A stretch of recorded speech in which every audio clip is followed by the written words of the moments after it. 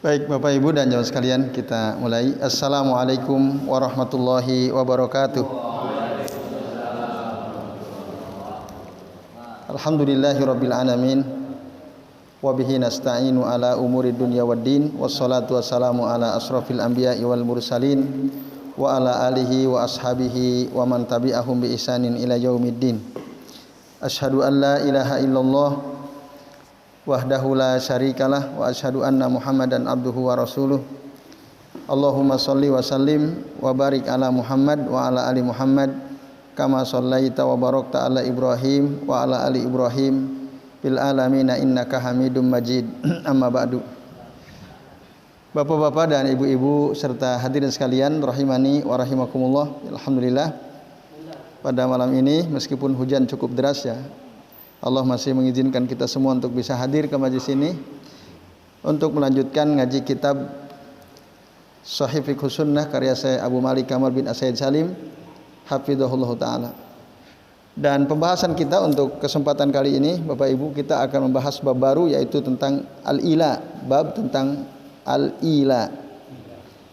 Apa itu al-ila? Al-ila secara bahasa artinya al-halaf atau al-yamin, sumpah ya.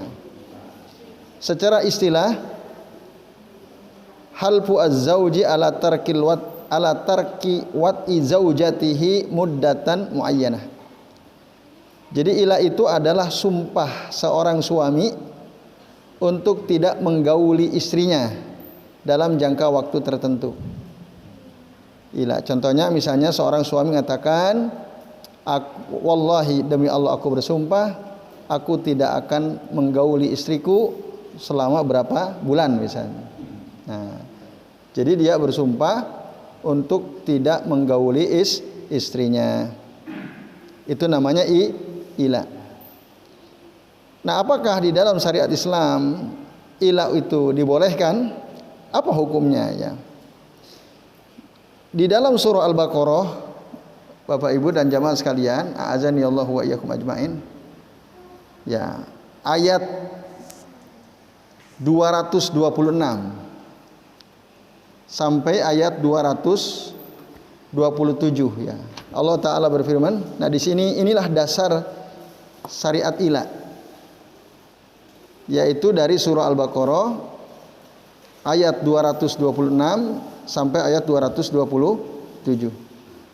Allah taala berfirman, lil ladzina yu'luna min nisaihim tarabbusu arba'ati ashurin fa in fa'u fa innallaha ghafurur rahim wa in azamut talaqa fa innallaha samiun alim.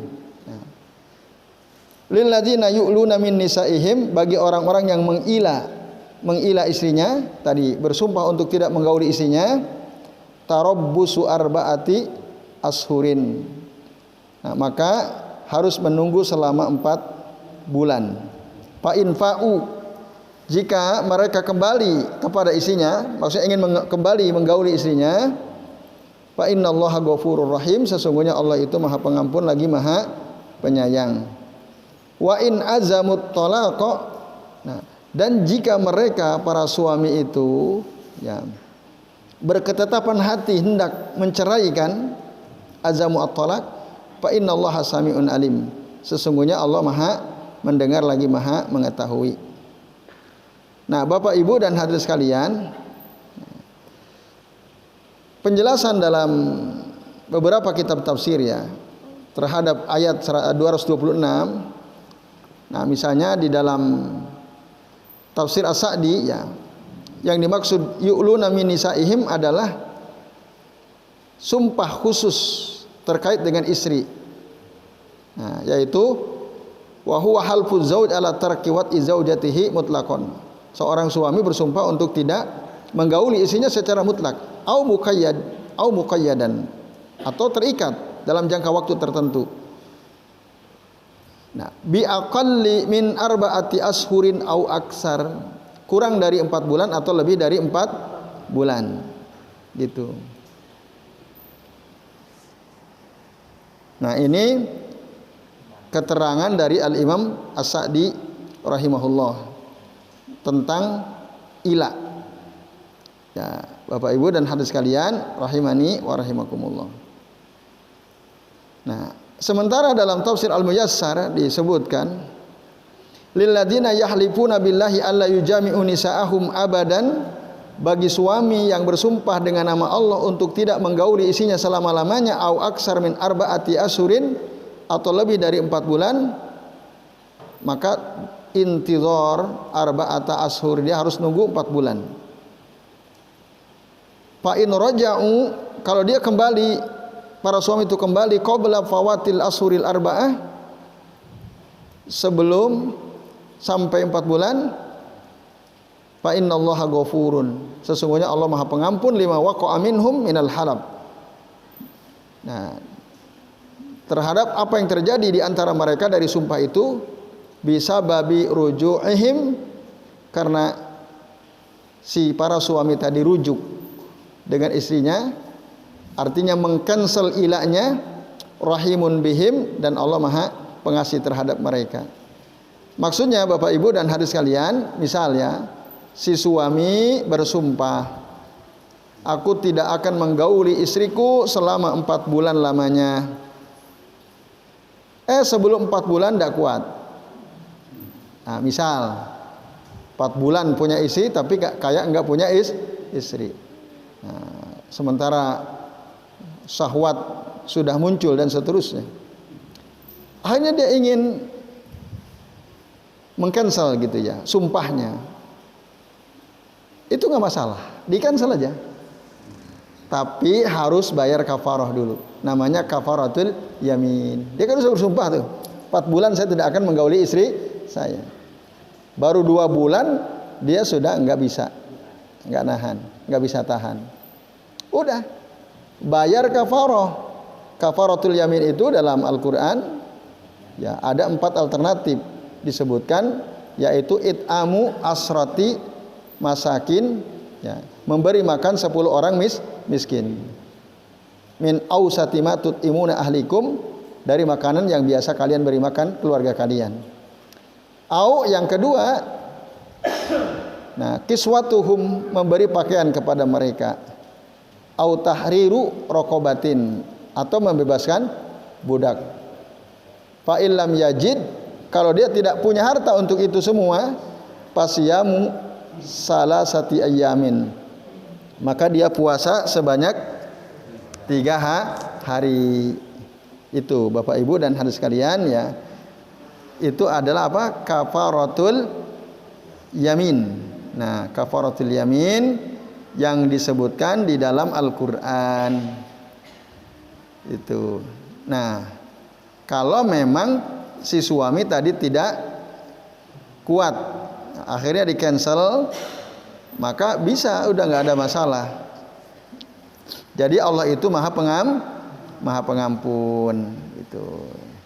Jadi ini Bapak Ibu dan hadirin sekalian rahimani wa rahimakumullah ya, itu disebutkan dalam surah Al-Maidah ayat 89 tadi ya, tentang kafaratul yamin.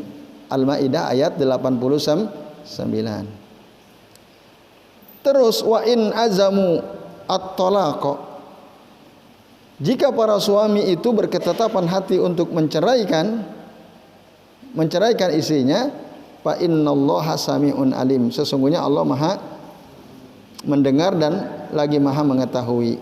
Nah, Bapak Ibu, suami bersumpah untuk tidak menggauli istrinya, tujuannya memang dia ingin menceraikan istrinya gitu, tapi dia sumpahi dulu.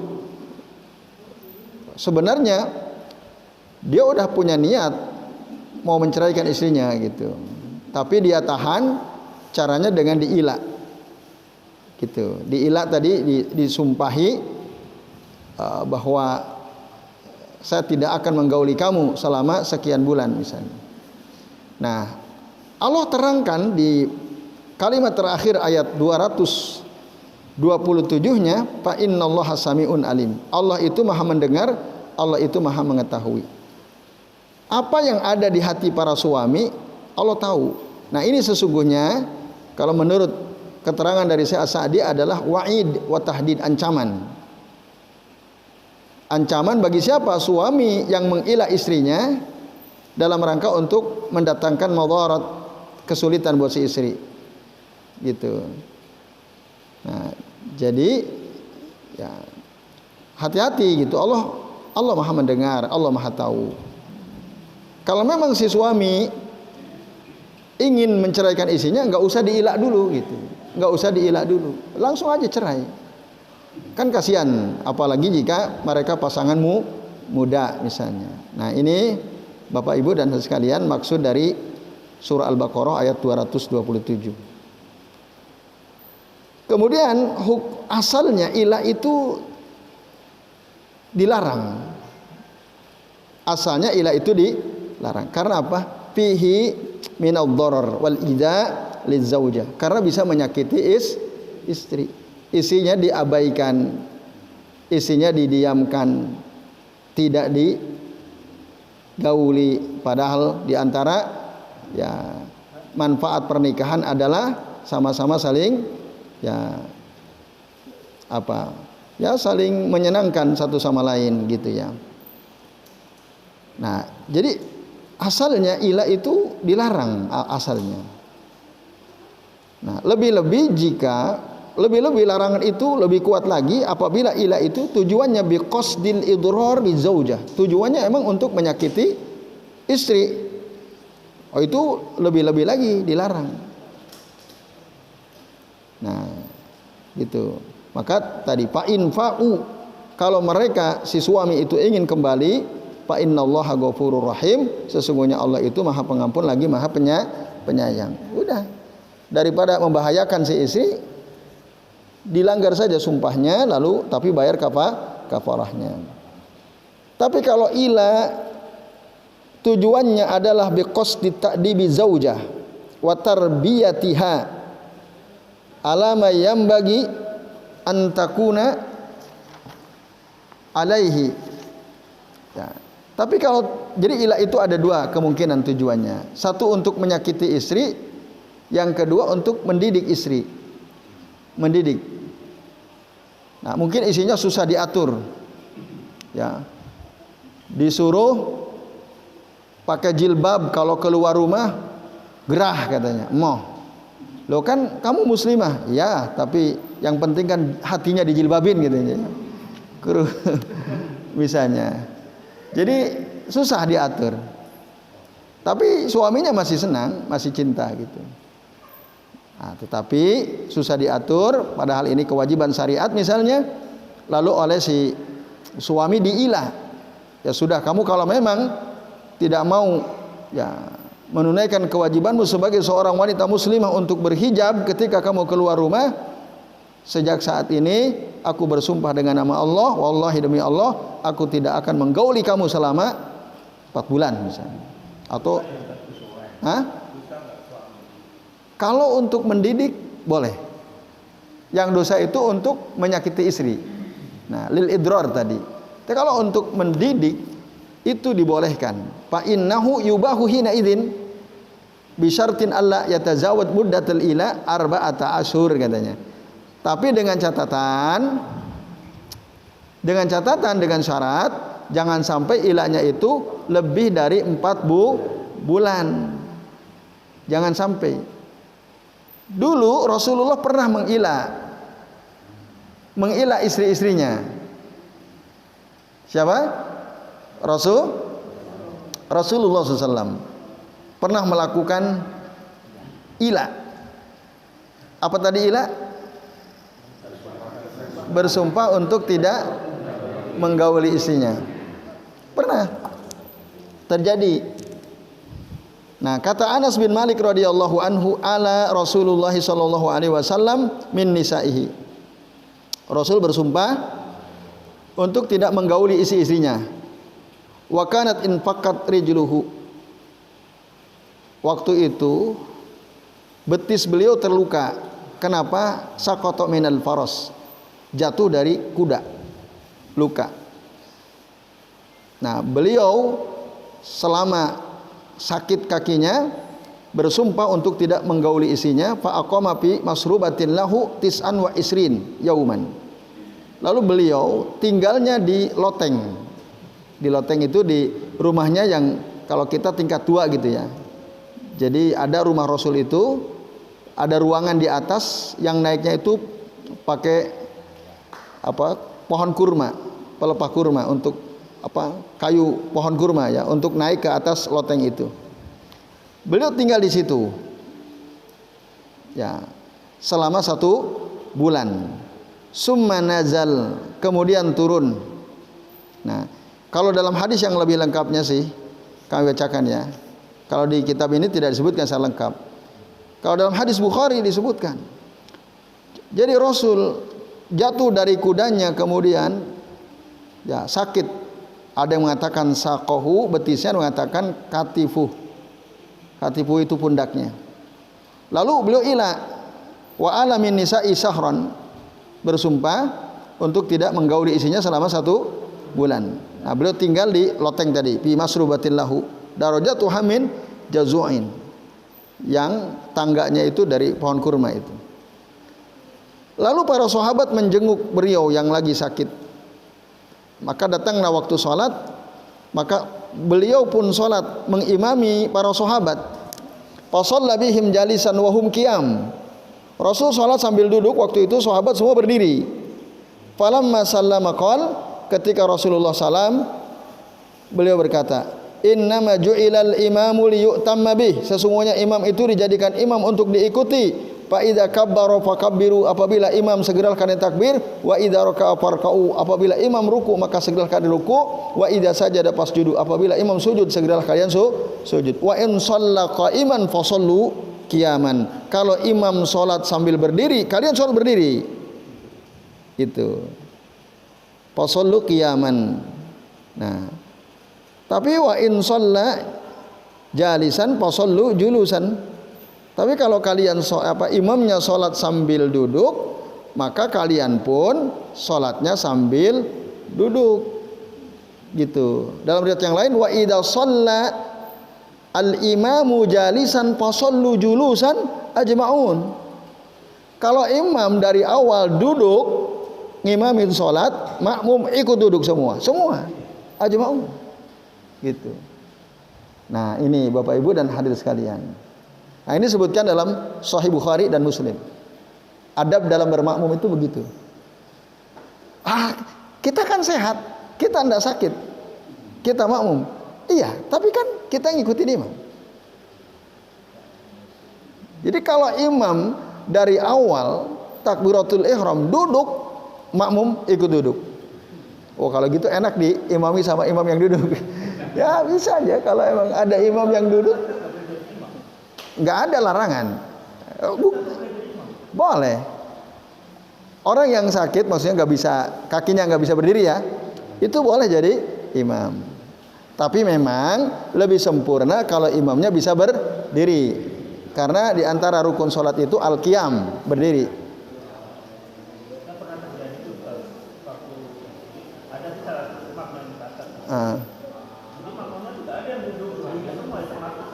Iya. Berarti belum tahu hadis ini. Ya. Nah, itu hadisnya, Bapak Ibu dan hadirin sekalian. Kemudian ya. Wa nazala litis'in wa isrin yauman ya. Lalu setelah 29 hari Rasul turun dari lotengnya itu mau menemui istrinya. Faqalu, lalu para sahabat bertanya, ya Rasulullah, innaka alaita sahran, duha Rasulullah, kan engkau bersumpah untuk tidak menggauli isi-isimu selama 1 bulan.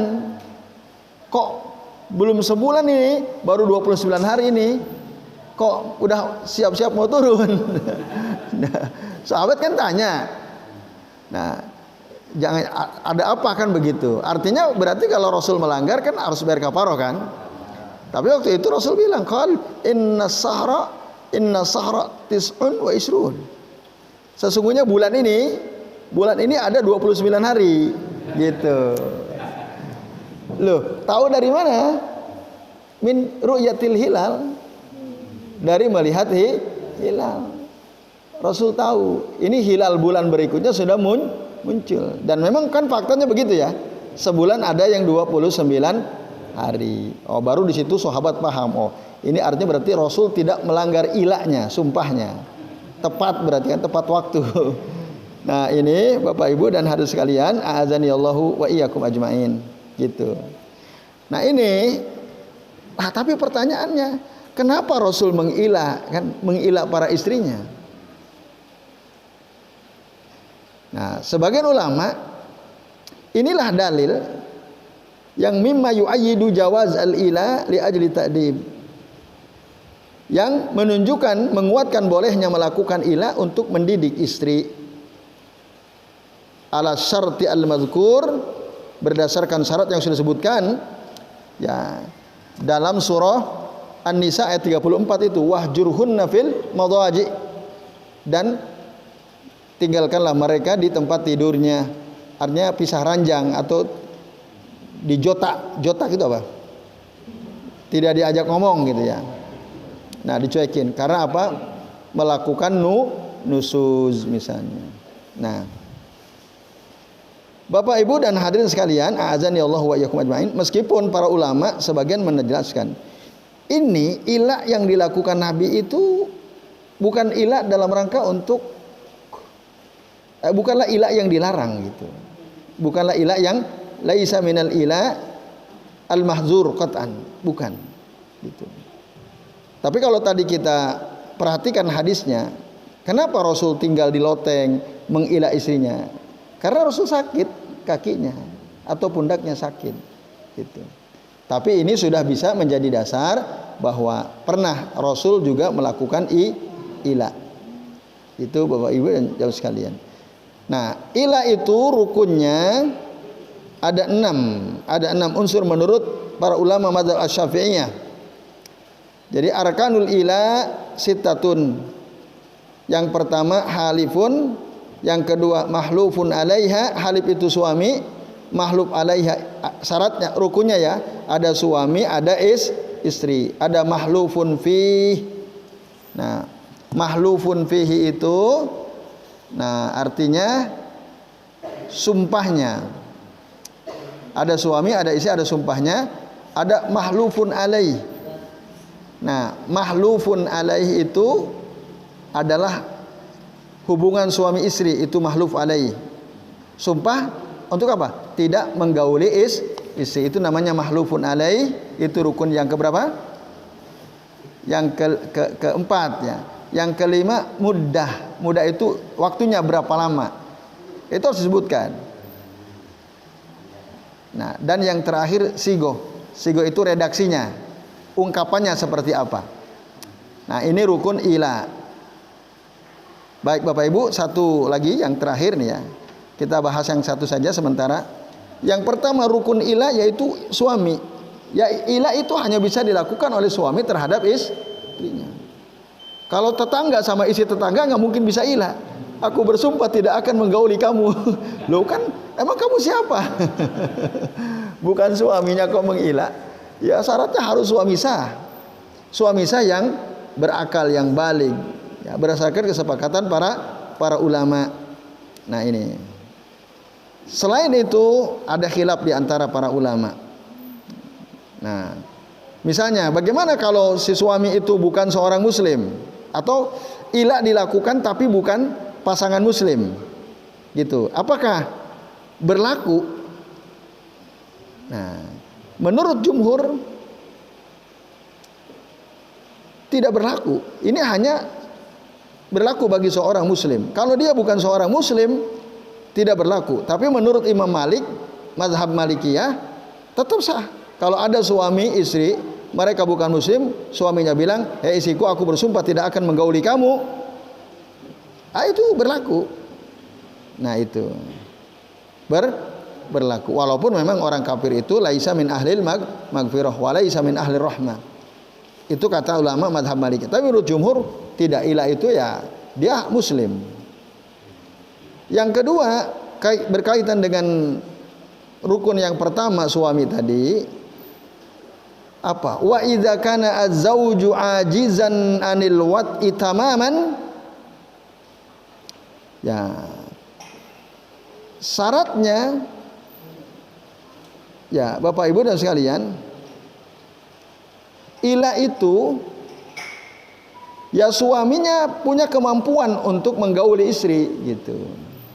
Kalau suami tidak punya kemampuan untuk menggauli istrinya karena apa? Alat vitalnya terpotong, misalnya ya kecelakaan gitu, atau mungkin suaminya istrinya marah digunting gitu. Hilang, atau dikebiri misalnya.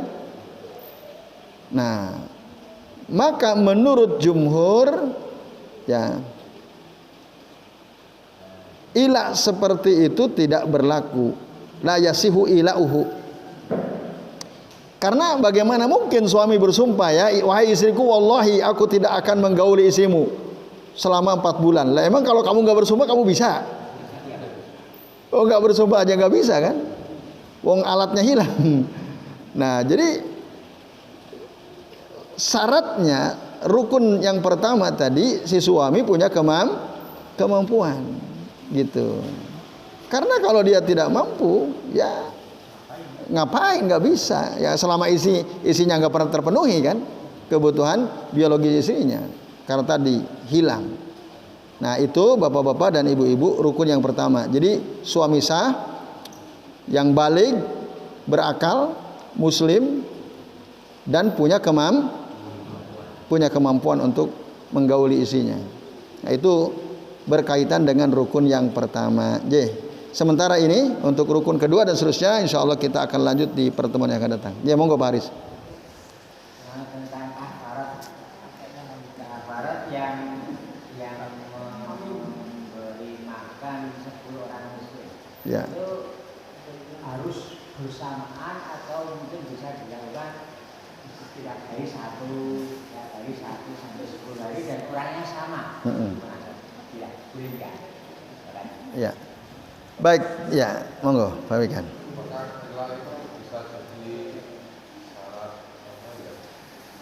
Contohnya untuk melakukan dulu karena tidak kuat tinggal. Oke. Lalu isinya khulu gitu ya. Ya. Ya. Apakah ila itu berlaku suami saja? Istri tidak bisa melakukan ila. Oke. Apakah ila itu hanya untuk suami saja, istri nggak bisa melakukan ila? Nah, baik. Terima kasih Bapak sekalian. Yang pertama pertanyaan Pak Haris ya tentang membayar kafaroh yang melanggar sumpah. Tadi tentang apa? Alternatifnya memberi makan 10 orang miskin. Nah, pertanyaannya apakah harus sekaligus memberi makan gitu ya Bapak Ibu dan hadirin sekalian, azani Allah wa iyyakum ajmain. Nah, ini tidak ada rincian ya di dalam ayat ini apakah harus sekaligus atau boleh dicicil. Nah, maka ketika tidak ada rincian, al makna wasiun, berarti maknanya luas. Artinya apa? Berarti bisa dibayar sekaligus, bisa pula dengan cara dicicil. Yang jelas targetnya adalah memberi makan 10 orang miskin. Itu Pak Haris. Karena tidak dirinci di dalam Al-Quran atau juga di dalam hadis Nabi SAW. Nah, itu terkait orangnya. Bagaimana kalau dicicil per hari 1 kali tapi orangnya sama? Nah, selama dia masuk dalam kategori orang miskin, maka itu hukumnya boleh gitu. Atau orang fakir ya, fakir dan miskin itu apabila disebut secara terpisah maka maknanya sama. Itu Pak Haris. Ya. Jadi bisa. Terus? Orang di jalanan itu termasuk enggak? Misalnya jalan-jalan yang lapar sekali itu jalan-jalan itu. Iya. Apakah dia termasuk orang miskin? Apa itu kategori miskin? Para ulama memberikan ta'rif, ya, definisi miskin itu adalah orang yang punya penghasilan, ya. Kalau dibedakan antara fakir miskin, ya, miskin itu keadaannya lebih baik daripada fakir.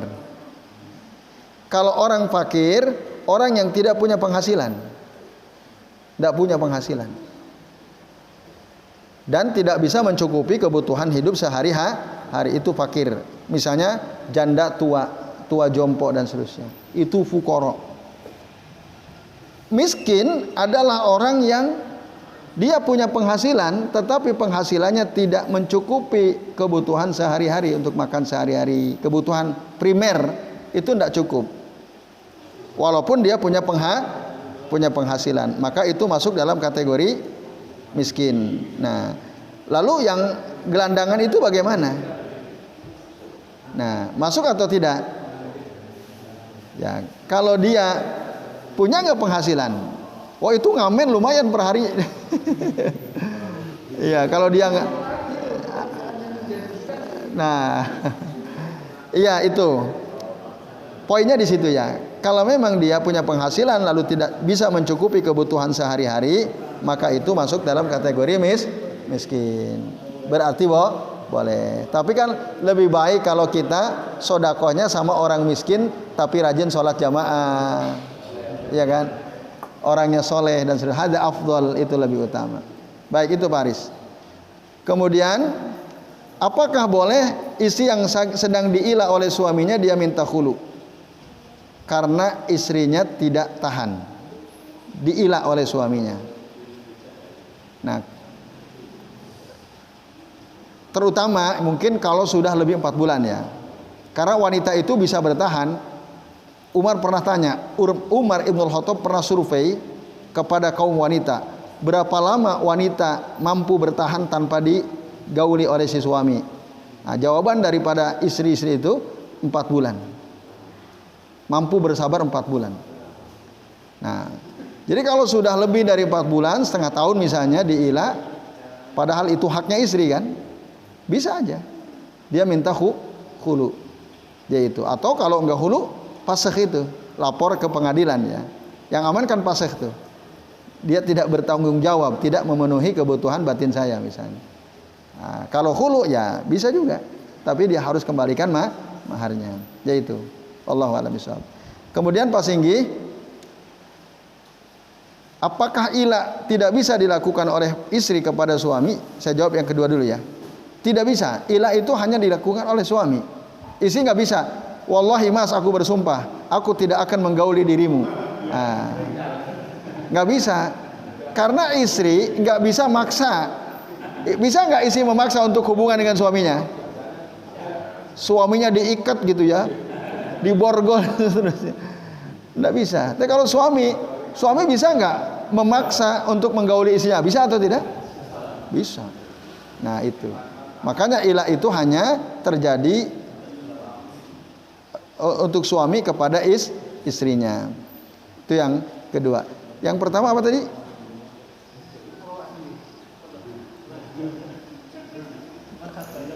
Oh, satu tadi, ya. Iya. Oke, baik, berarti sudah selesai. Tadi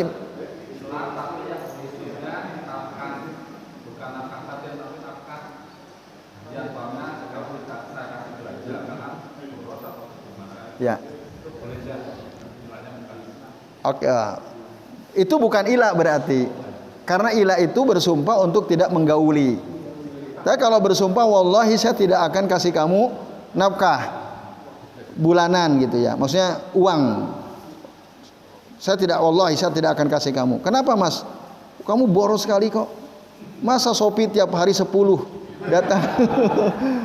Udah gitu sekali satu paketnya harganya di atas 100. Kan repot suami, habis terus. Belum sebulan udah habis. Dah, saya tidak akan kasih kamu nafkah. Nah, sampai kamu sadar misalnya. Boleh. Ya.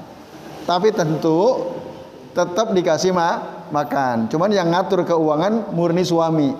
Kamu lapar, Ya mas aku lapar nih, lotek makan gitu. Tapi yang beliin suami, uangnya tidak diatur oleh istri, maka itu boleh saja. Yaitu. Tapi itu namanya bukan ila, karena ila hanya berlaku sumpah yang diucapkan suami untuk tidak menggauli istri. Yaitu Pak Surono. Wallahu a'lam bishawab. Baik Bapak Ibu dan jamaah sekalian, sementara ini yang bisa kita bahas. Terima kasih atas perhatiannya. Mari kita akhiri kajian kita dengan doa kafaratul majlis. Subhanakallahumma wa bihamdika asyhadu an la ilaha illa anta astaghfiruka wa atubu ilaik. Wa sallallahu ala Muhammadin wa ala alihi wa sahbihi wa baraka wa sallama alaihim ajmain. Billahi taufiq wal hidayah. Wassalamualaikum warahmatullahi wabarakatuh.